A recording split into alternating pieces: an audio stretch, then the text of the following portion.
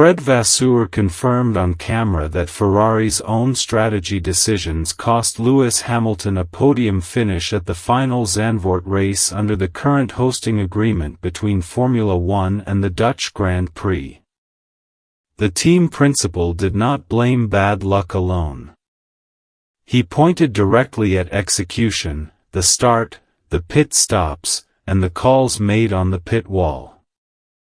The car had the pace to fight for the podium.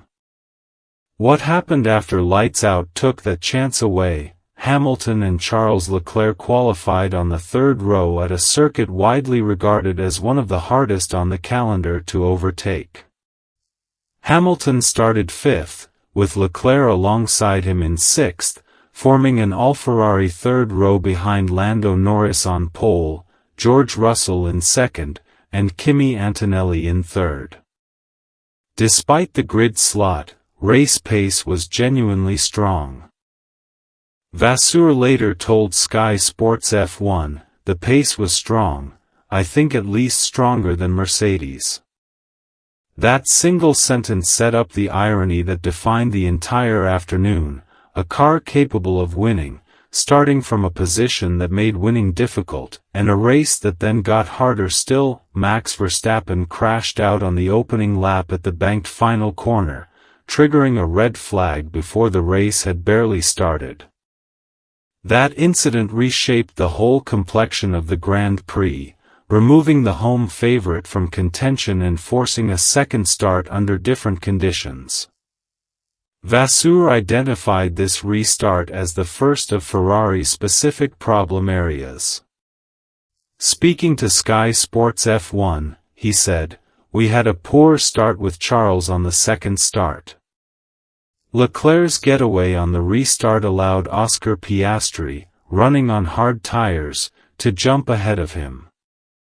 Vasseur explained the consequence in direct terms: "We lost position to Piastri, who was on the hards, and we lost a lot of time at this stage of the race. That lost time was never fully recovered across the remaining laps. As the race progressed, Leclerc closed to within striking range of Russell for third place." Vasseur confirmed that the plan at that stage was to attempt an undercut on the Mercedes driver.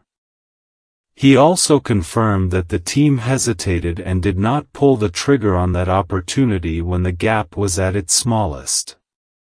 This is not outside speculation about what Ferrari might have done differently.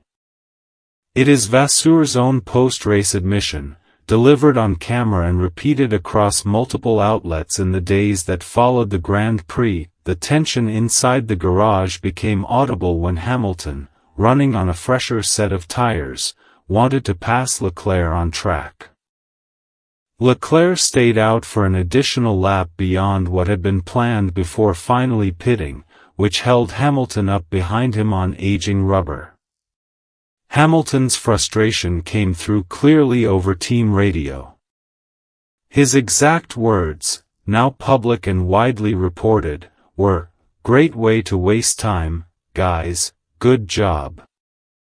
He followed that with a pointed question to his engineers about whether he was being used as a guinea pig. The lap numbers matter here for accuracy. Leclerc pitted on lap 43 of a 72-lap race, the same lap he finally moved aside for his teammate. Hamilton's own final pit stop came later, on lap 55. Vasseur offered a specific explanation for why the team kept Hamilton in the dark about the plan during that phase of the race. He said the decision not to disclose the strategy was deliberate, aimed at preventing Mercedes from reacting to it in real time. "We didn't want to tell him the strategy at this stage, because we didn't want to disclose it to the competitors," Vasseur said. "We wanted to keep him on track until the end."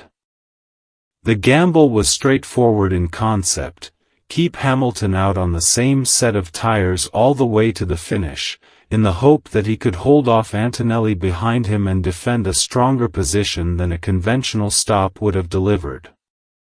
Vasseur stated plainly that he believed the approach would have worked. He added a qualifier that turned into the pivot point of the entire story. The plan would have succeeded if it hadn't been for a late VSC with laps still remaining in the race. According to Vasseur, once the virtual safety car appeared, Ferrari pitted Hamilton to abandon the long-run strategy, and the calculation behind holding him out to the end no longer applied. In his own words, "I think it would have been the right call." That framing shifts the episode from a story about incompetence to one about a defensible plan undone by timing outside the team's control. The confusion around Leclerc's own pit stop added a separate layer to the weekend. His stop was extended by one lap beyond what had originally been planned. Vasseur described the situation without minimizing it, but also without treating it as a lasting concern. "Charles was supposed to pit, we extended one lap, and it was a kind of confusion, but I'm not worried about this," he said. "They will have a clear picture about the race."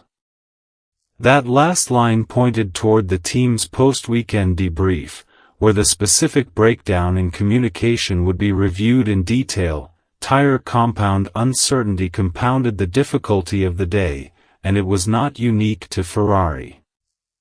Vasseur made this point directly when discussing Leclerc's frustration with the tire calls made during the race.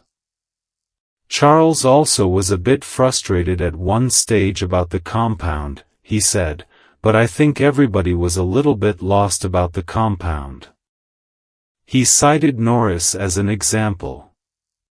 The eventual race winner started on medium tires at the first start, then switched to soft, and Vasseur noted that the performance difference between those two compounds was marginal on the day. This detail matters for context. Reporting on 2026 Dutch Grand Prix tire data indicated Ferrari was actually the fastest team on both hard and medium compounds during the race. That data point complicates any suggestion that compound confusion was simply an excuse manufactured after the fact. The picture across the entire field was genuinely muddled, not spun by one team principle to explain away a disappointing result. The final classification told its own story. Norris won the race, his third consecutive victory of the season, finishing more than 11 seconds clear of the field. Antonelli came home second for Mercedes, with Russell completing the podium in third. Hamilton crossed the line fourth, with Leclerc fifth. The margin between Hamilton and the final podium spot was 0.849 seconds, the distance between a podium finish for a driver chasing history and a fourth-place result attributed by his own team principle to execution rather than pace. Vasseur's diagnosis after the race centered on one word repeated across multiple interviews: execution. Speaking to Sky Germany, he framed the day's result around that theme, stating that the pace had been decent but that we had some issues with execution. In follow-up comments carried by outlets including Racing News 365, Vasseur extended that assessment into a call for internal review. "But it is how it is that we now have to take a deep look at what we did and what we did wrong, to understand why we lost the position at the start on softs, and to try to do better next week," he said. He specifically named the start, the pit stop execution, and the strategic decision-making as the three areas requiring closer analysis before the next round of the season. On the broader question of strategy adaptation across the year, Vasseur also acknowledged that the team has had to adjust its approach based on rival behavior during the season, saying, "Sometimes we have to change the strategy or adapt because we try to learn from others, and for them it's a bit frustrating." The championship picture underlines the stakes attached to these repeated execution errors. Ferrari sits second in the 2026 Constructors' Championship, holding that position with 338 points, some 87 points behind championship leaders Mercedes following the Dutch Grand Prix. In the drivers' standings, Hamilton sits level with Russell on 183 points, both trailing championship leader Antonelli by 59 points. The team has the pace on track to close that gap, as Vasseur's own comparison to Mercedes at Zandvoort demonstrated. What it has not consistently delivered is the execution required to convert that pace into results on race day. This is not the first time this pattern has surfaced during the 2026 season. Ferrari's own admission of our mistake following the Hungarian Grand Prix pointed to a similar gap between competitive pace and clean race day execution.